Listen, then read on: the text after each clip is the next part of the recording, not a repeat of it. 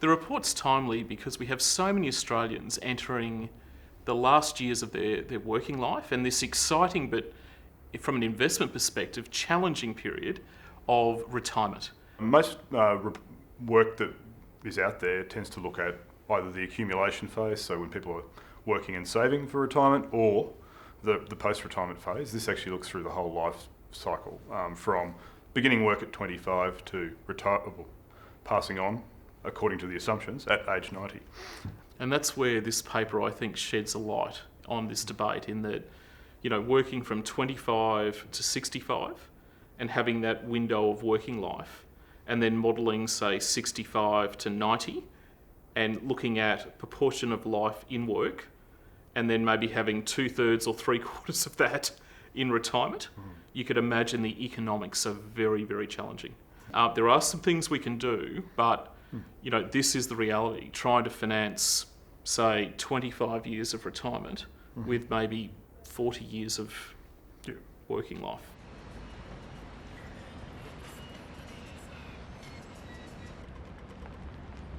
We think of sustainability of retirement as being very personal, that households have different formation, different expectations of retirement, different longevities. We live in a country, one of the only 4 in the world, where men and women now have life expectancies over the age of 85. We have more people dying over the age of 100 than we do infant mortality. So there's a real shift in what retirement is, what retirement means, and I think this is the key point, the complexities and the personalised nature of the retirement experience. So these are very different experiences of retirement. Some experience of retirement, it might be a phased retirement. Some people may have to retire early, or, as some research has shown, there's quite a large portion of people who don't get to choose when they retire. So these are the sorts of individual risks that are being faced. And then we can overlay that with the complexities of healthcare, aged care, perhaps a bequest motive to the children. These are very personal decisions. And that is the challenge, I think, in thinking about solutions, and part of the danger of trying to find a silver bullet that takes away all the bad things. We've been doing this research now for well over 15 years. We haven't found the silver bullet. What this research shows is that there are certain approaches that can nudge the balance of probabilities in the favour of the retiree.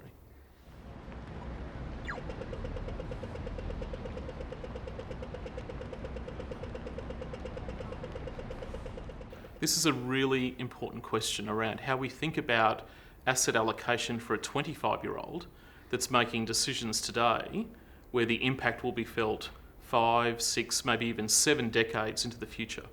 So there are some extant designs that are used in industry, like target date funds or life cycle funds.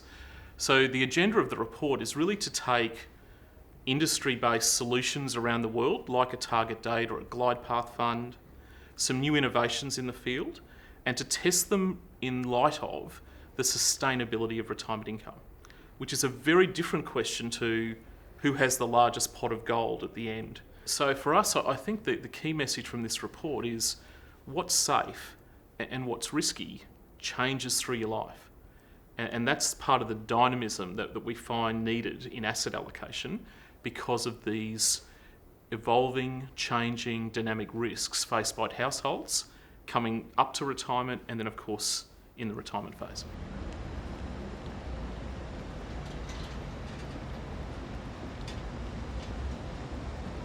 Superannuation funds have a very difficult job. So they could have memberships of hundreds of thousands of people, and that each of those people, as Mike's just said, has a completely different concept of their working life. They have different human capital.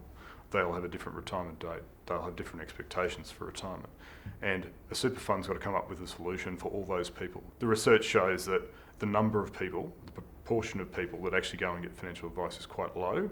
And so superannuation funds have to pick up the pieces and design something that suits most of their members.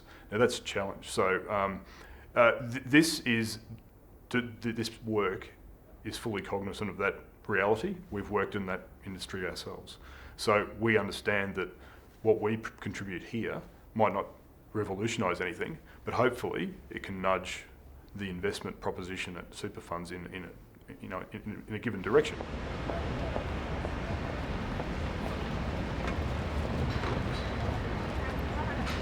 The implication for policy is really around the debates we're having in this current country currently. We need to have a national debate about longevity risk. And that's not simply financing retirement, that's in a range of domains. The physical domain, the behavioural domain, the care domain, the financial domain. So bringing together a national conversation around longevity risk, as Joe Hockey's actually called for in recent months, we absolutely support that proposition. And I think this is another really key thing, is the issue of gender. And we make a note of it in the study, and I know others have done some terrific work in the area of gender, but this for us is a red flag regarding differences in retirement outcomes for men versus women, for those in the community who have career breaks, for children or carers leave, those sorts of things. Then it gets larger. It can be the casualisation of the labour market. So that's another flag that I think needs to be really taken into consideration in the broader conversation, is changes in the labour market and how that impacts on the ability to finance retirement.